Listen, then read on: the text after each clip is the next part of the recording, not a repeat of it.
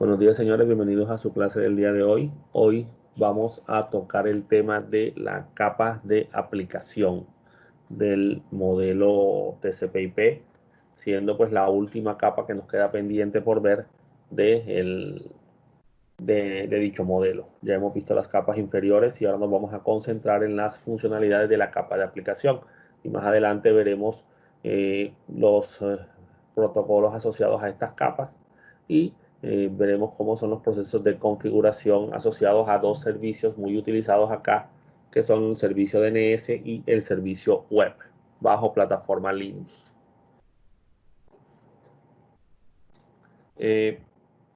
Inicialmente, pues comencemos diciendo que la capa de aplicación, como ya habíamos visto antes en el modelo TCP/IP, es una capa que agrupa lo que es la capa de aplicación, la capa de presentación y la capa de sesión en el modelo OSI, ya que todas estas tres capas se encuentran siempre almacenadas dentro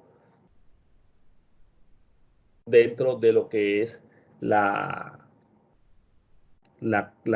aplicación como tal o el software que se encuentra corriendo, haciendo uso de los servicios de red. Esta es la capa en donde los usuarios tienen mayor, digamos que potestad, es donde más se nota la capa visible de la red como tal, ya que aquí es donde están todos los diferentes protocolos que hacen uso o que se usan a través de las diferentes aplicaciones, siendo el resto de protocolos pues transparentes al uso de estas aplicaciones. Ya sabemos que a nivel de la capa de transporte existen dos protocolos que son los más formales aquí, los que más se utilizan y los que más se reconocen, que son el protocolo TCP y UDP, que cada uno con sus características de transporte, como vimos anteriormente. Pero en la capa de aplicación, pues se escogerá qué protocolo de capa de transporte utilizará para el envío de la información respectiva a la funcionalidad de cada protocolo. Eso obviamente teniendo en cuenta la funcionalidad de cada protocolo. Y obviamente pues la capa de internet pues maneja todo lo que es la dirección IP y a eso es transparente a la aplicación que se está utilizando. Quiere decir que no importa qué aplicación utilicemos, si hace uso de TCP/IP, pues utilizará TCP y UDP para el transporte, utilizará IP para el direccionamiento y utilizará los estándares de acceso al medio según el tipo de interfaz o de conexión de red que tenga en su máquina. ¿Listo? Entonces, para la aplicación es transparente cómo se haga ese envío. La aplicación solo se preocupa por los datos de ella misma. ¿Listo? Entonces, ¿cuáles son las características propias pues, de la capa de aplicación? Pues dice aquí, como ya habíamos hablado, que es la capa que proporciona la interfaz entre las aplicaciones que utilizamos para comunicarnos y la red subyacente, o sea, la red que se encuentra debajo, en la cual se transmiten los mensajes, de tal manera que se vuelve independiente, como ya habíamos dicho. Los protocolos de capa de aplicación se utilizan para intercambiar los datos entre los programas que se ejecutan en el host de origen y el host de destino. O sea que tiene que haber unos mecanismos que permitan realizar dicho intercambio de datos, ¿verdad? Obviamente todos estos son los protocolos de las capas inferiores. Y ya la forma como nos comuniquemos a través de la capa de aplicación, según lo que queramos transmitir, pues ya dependerá del propio protocolo de la capa de aplicación. Existen muchísimos protocolos, siempre que se idea algo nuevo o que se diseñe alguna aplicación nueva, es muy probable, no necesariamente lo va a hacer, pero es muy probable que se haya definido un nuevo protocolo para el establecimiento de esa comunicación o que se hayan reutilizado protocolos con algunas otras finalidades, como se hace mucho con el protocolo HTTP, que se trabaja mucho para algunos tipos de comunicaciones y que ha servido como estándar para la creación de muchísimos otros protocolos. La funcionalidad de estos protocolos, ¿verdad?, de aplicación pues, se basa prácticamente en las tres capas de lo que es el modelo OSI, la capa de aplicación, la capa de presentación y la capa de sesión, cubriendo pues estas tres funcionalidades. En la capa de presentación ya sabemos que se encargan de todo lo que es la codificación y el manejo de los formatos de los datos como en la forma como se van a procesar a nivel de bits, ya definiendo cuántos bits se van a utilizar para manipular los datos, qué tipo de formato de codificación se va a utilizar para las imágenes, si se va a manejar compresión Incluso se puede manejar también temas asociados a la encriptación o al cifrado de los datos. Aunque también en las redes IPv6 esto se puede manejar dentro de la capa IP también, pero ya eso es en la nueva versión de IPv6.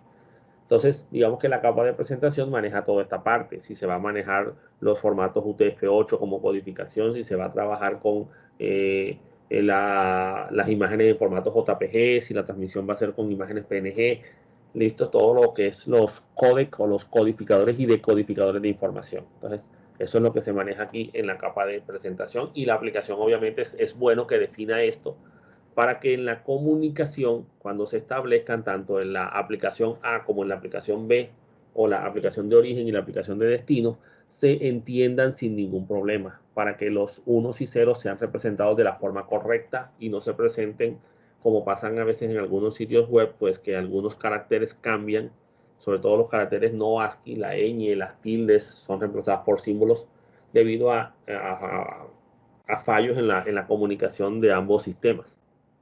¿Sí? Básicamente de la capa de presentación. Y la capa de sesión es la que mantiene todos los diálogos entre las aplicaciones.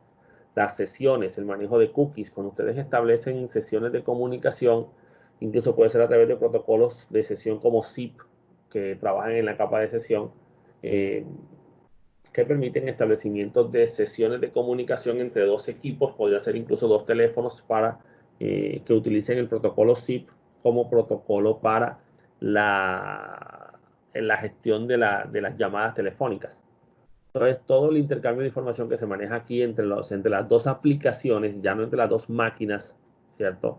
Como haría TCP/IP, sino entre las dos aplicaciones, pues se maneja a través de la capa de sesión. Y ella es la que interrumpe o cierra las sesiones cuando se vencen los timeouts o los tiempos de espera de las aplicaciones. Entonces, en la capa de aplicación encontramos muchísimos protocolos. Aquí están los protocolos más conocidos. El sistema de nombres de dominio, DNS, es el protocolo, digamos, que más utilizado a nivel mundial, a pesar de que es un poco transparente para el usuario, ya que este no se percata de su uso. Él lo maneja y sin darse cuenta. Pero en prácticamente todas las comunicaciones que se establecen, ya sea de correos electrónicos, de conexiones a servidores, remotos a través del nombre, de lo que es el manejo del servicio web, ¿sí? De las conexiones FTP, todas tienen por debajo el funcionamiento del servicio DNS, siendo el que se encarga de mantener actualizados los nombres de todos los computadores en Internet.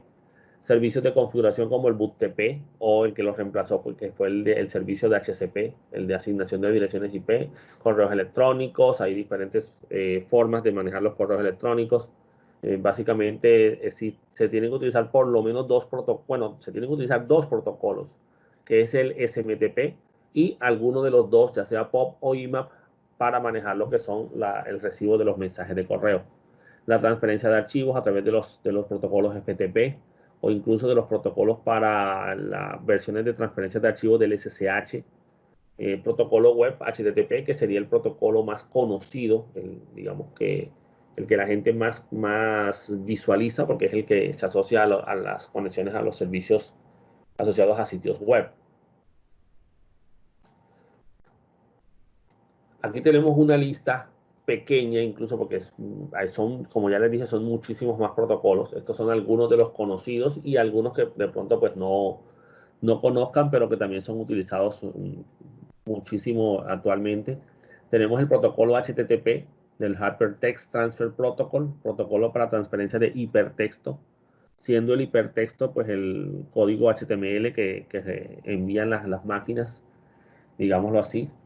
Tenemos el HTTPS, que es la versión segura del protocolo HTTP, y debemos tener claro que no es que se cambie el protocolo sigue siendo el mismo. Lo único es que se le agrega una capa adicional en la capa de transporte, que es el uso de sistemas TLS, de Transport Layer Security, lo que anteriormente era el SSL, el Security Socket Layer, que pues, tuvo ciertas vulnerabilidades y que fue reemplazado, y que le agregan una capa de cifrado, pero digamos que el protocolo como tal, el HTTP que se utiliza es el mismo.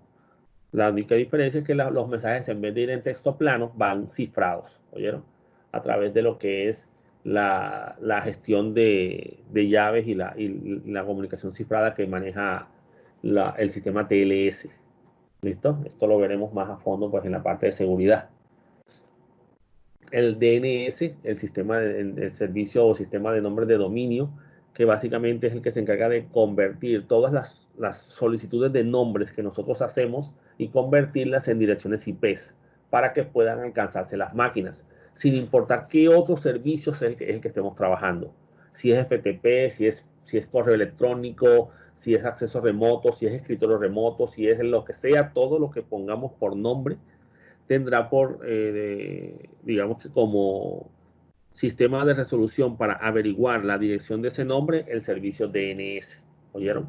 Entonces, digamos que sería como la base central del funcionamiento de todos los servicios en Internet. Porque cuando tú llamas desde un navegador a un sitio web como el de la Americana, el servicio web llama al cliente DNS del sistema operativo para que le resuelva el nombre primero, y una vez obtiene la dirección IP, después de eso es que se hace la solicitud HTTP. Pero obviamente pues en la solicitud HTTP hay una parte del mensaje que incluye el nombre del sitio web que estamos solicitando o del servidor. Esto nos servirá para más adelante lo que vamos a ver, que es el manejo de virtual host y cómo podemos colocar múltiples sitios web dentro de una misma máquina sin que se vea afectado o que sea transparente para cada uno el manejo de estos diferentes sitios, ¿sí? A pesar de que el servicio DNS responde a la misma dirección IP. El servicio de HCP, que es el servicio Dynamic Host Control Protocol, que es el servicio para asignación de direcciones IPs a máquinas que lo necesiten. Simplemente una máquina que no tiene asignada una dirección IP la solicita y el servidor se la entrega. Y la versión 6 pues es la que entrega direcciones IP versión 6 básicamente. El SMTP o Simple Mail Transfer Protocol, protocolo para transferencias de correo simples, o sea, digamos que lo único que hace este servicio es establecer comunicaciones desde un cliente hacia el servidor o desde un servidor hacia otro servidor para enviar los mensajes. ¿Listo? O sea, eso es lo único que él hace. Él establece un hello primero para comunicarse con la otra máquina y luego define unos parámetros de comunicación y define lo que es el destino, el origen, el asunto, el contenido del correo, los adjuntos y todo lo que se tenga que enviar dentro del mensaje. Y se encarga de que el mensaje llegue hasta el servidor, pero después de que llega al servidor ya es otro protocolo el que se encarga de organizar el correo para definir a qué usuario le pertenece. ¿Listo? Y esos son los servicios POP3 e IMAP. ¿Listo? POP, Post Office Protocol o protocolo de oficina de correos, fue el primer servicio de correos o primer protocolo para recibir mensajes de correo.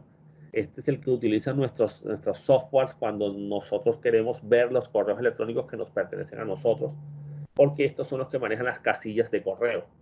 Ellas son los que manejan a los usuarios particulares de cada correo electrónico. IMAP también hace lo mismo que POP3, surgió cuando comenzaron a manejarse o hacerle cambios a la forma como se gestionaban las casillas de correos, ya que IMAP permite múltiples casillas de correos para un mismo usuario, mientras que POP3 no. POP e IMAP, y al igual que SMTP, también tienen su versión segura, igual que HTTPS, usando el mismo mecanismo, lo que es el sistema TLS del Transport Layer Security en la capa de transporte. Telnet, servicio de gestión remota, ya está en desuso.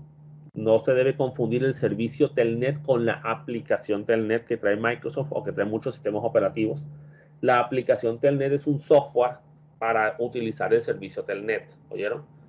El SSH, que es el Secure Shell, tiene la misma funcionalidad de Telnet, del servicio Telnet, que es la posibilidad de conectarnos para administrar una máquina de manera remota, pero implementando seguridad dentro de la aplicación, dentro de la comunicación, aplicando cifrado. El RDP, Remote Desktop Protocol, es el protocolo del escritorio remoto de Microsoft. FTP, File Transfer Protocol, para transferencia de información. Aquí podemos encontrar el FTP-S o el FTP Secure, seguro, digamos que lo mismo, implementa la capa TLS para la transmisión de los datos del sistema de transferencia de archivos. El SFTP, que es la transferencia de archivos basados en el protocolo SSH. Básicamente, pues, digamos que es una forma de hacer FTP, pero sin utilizar el protocolo FTP, sino el protocolo SSH. Y el TFTP o Trivial FTP, que es una versión muy ligera del protocolo FTP, que por lo general no maneja autenticación y no tiene seguridad de ningún tipo. Se utiliza para cosas muy puntuales, detalles que en donde la comunicación de por sí, digamos que ya sea segura por otros mecanismos, no por la transferencia de archivos, porque es una conexión privada, por ejemplo, o porque la información que se encuentra almacenada ahí es pública y no importa pues si nos la descargan o no la, sí, digamos que no tiene mucho sentido manejar un servicio más complejo en ese caso. El CIFS o el Command Internet File System, este es un protocolo de Microsoft que se utiliza para el acceso a las redes, la compartición de recursos a través de redes, de las redes de Microsoft, y que en los ambientes Unix se conoce como SMB, Server Message Block, o Samba, que era el nombre original que tenía este protocolo, este sistema, el SMB. ¿Listo? Y en Linux pues sacaron su ambiente Samba. LDAP o LDAP, el protocolo de acceso a directorios ligeros. Esto es lo que es el acceso a recursos de red a través de un servidor centralizado o un conjunto de servidores centralizados. Microsoft tiene lo que es el directorio activo o Active Directory como una herramienta que incluye LDAP como parte del protocolo de gestión de recursos, e incluye adicionalmente pues un controlador de dominio, perdón, un servidor de dominio, incluye un servidor de HCP si es posible, ¿ya? Entonces tiene un conjunto de servicios adicionales dentro de los que se incluyen el LDAP. Y en Linux tiene pues el OpenLDAP, que también pues hace la misma finalidad. El XMPP, que es el Extensible Messaging and Present Protocol, el anteriormente conocido como servicio Haber, que es un servicio de mensajería, digámoslo así, parecido a tipo Messenger, ¿listo? Pero digamos que este es libre, abierto, y puede ser utilizado para crear sistemas de mensajería basados en ambientes conocidos como, bueno, lo que anteriormente se conocía como los sistemas Haber.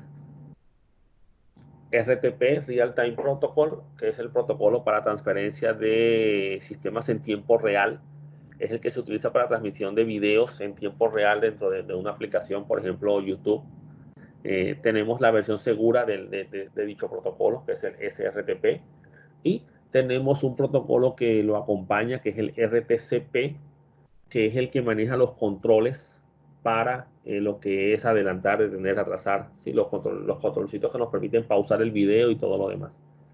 Y el RTSP, que es también para manejo de streaming, pues que tiene ciertas características para el manejo del flujo de los datos del tiempo real. Y puede trabajar en conjunto con el protocolo RTP. Entonces, estos son algunos protocolos, hay muchísimos más.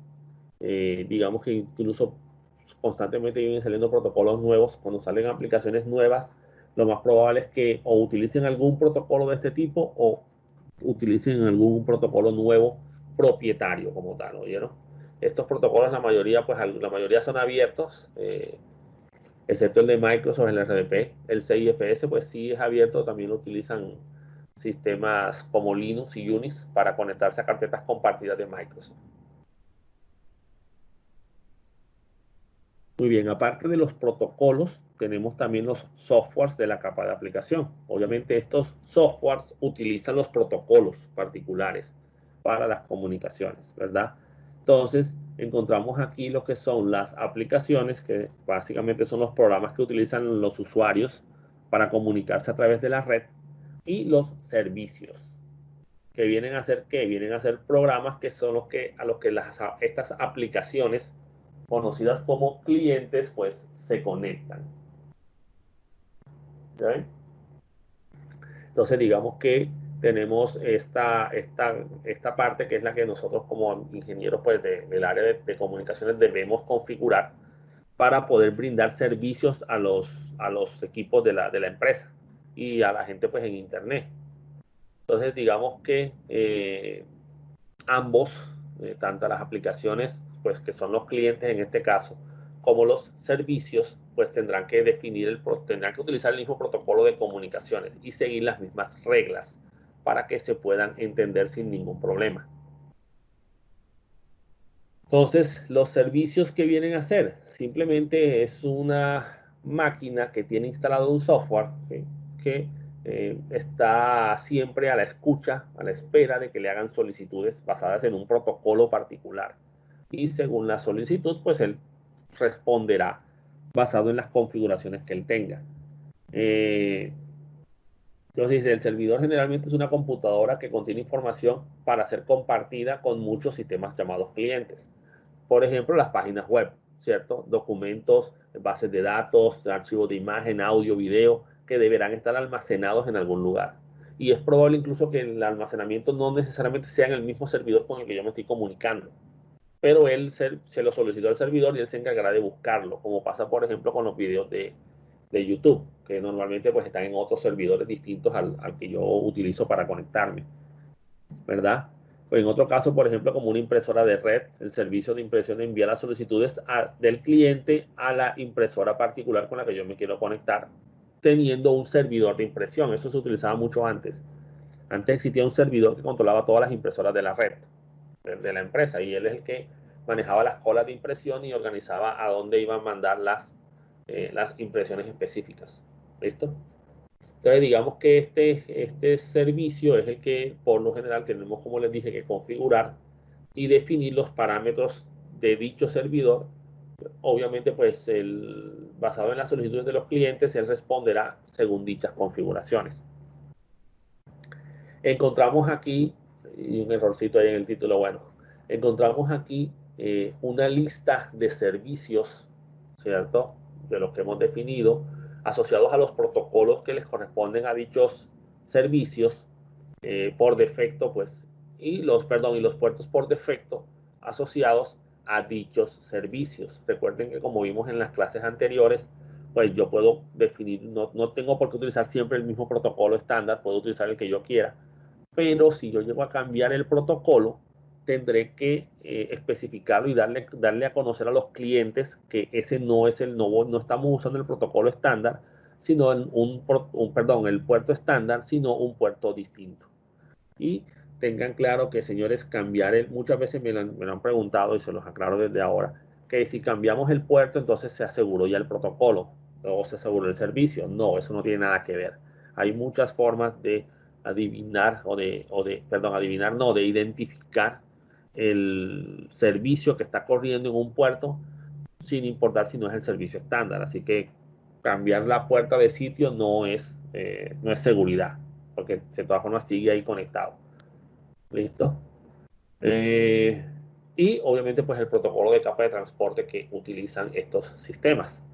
Los sistemas de nombres, por ejemplo, de nombres de dominio, que es el protocolo DNS, usa el puerto 53. Esto lo habíamos hablado también anteriormente ya en la capa de transporte. El servicio web, si es por HTTP, va por el puerto 80. Si es por HTTPS, va por el puerto 443, utilizando como protocolo de transporte TCP. Correo electrónico, si es SMTP, va por el 25. Si es sin seguridad, pues el POP3 va por el 110 y el IMAP va por el 143. DHCP, pues utiliza los puertos 67 y 68, uno para la solicitud y otro para la respuesta. Telnet y SSH, pues que son de gestión remota. Telnet usa el 23 y SSH el 22. Los servicios de NetBIOS de Microsoft, que son los de manejo de conexiones en red basados en Microsoft como tal específicamente, utilizan los puertos 137, 138 y 139. Y si le incluimos carpetas compartidas, también se usa el 445, que es el del 6FS.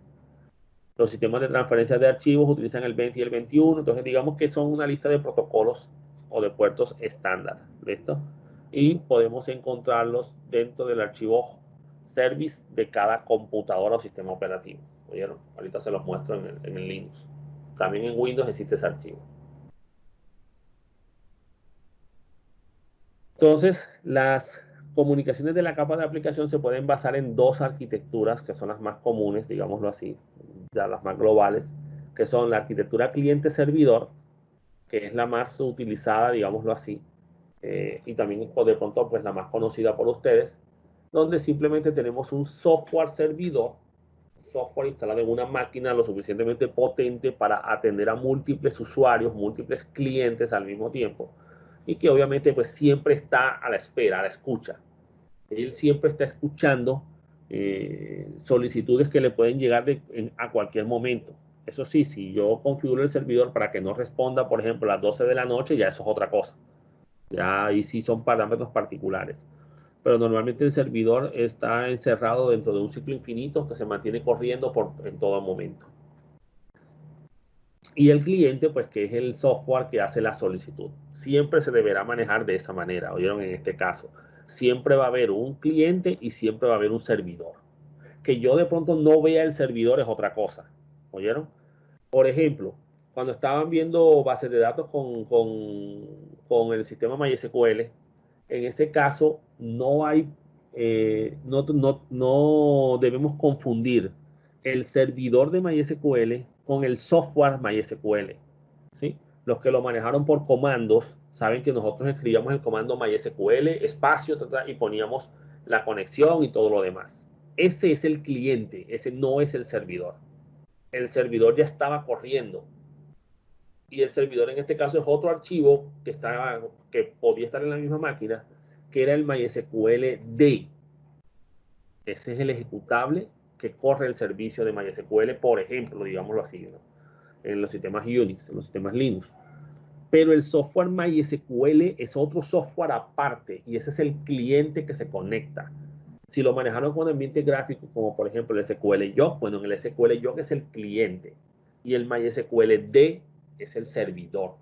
Es un software de consola por lo general, casi nunca tiene interfaz gráfica, excepto pues la que maneja los parámetros de configuración en algunos sistemas. Pero el servidor normalmente es un software que no maneja interfaz gráfica. Y si la tiene ya es por alguna particularidad propia porque en realidad no se necesita. ¿Ya? Entonces digamos que esa sería la diferencia.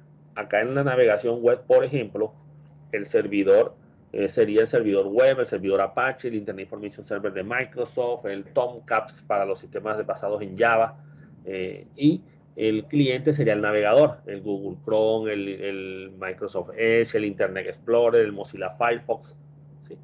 Todos esos son clientes. Y los servidores, pues, son los que tiene Google instalado en sus máquinas, en sus servicios, los que tiene la americana, donde está montado el servidor, por ejemplo, del Sinú, que tiene un servidor Tomcat, lo que es el servidor de la página web de la universidad o del sitio web principal, que es el Apache, ¿sí?